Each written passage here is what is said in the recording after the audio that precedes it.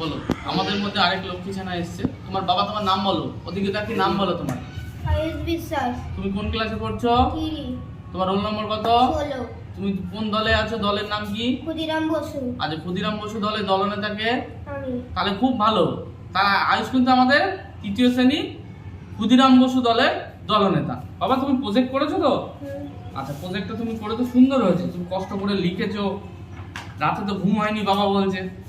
এই যে তুমি করেছো, তোমার মাথায় যে এই যে চিন্তাটা আছে যে আমার করতে হবে, এই জন্য তোমাকে অনেক অনেক ধন্যবাদ। এই জন্য তুমি খুব ভালো ছেলে হবে, বুঝতে পেরেছো?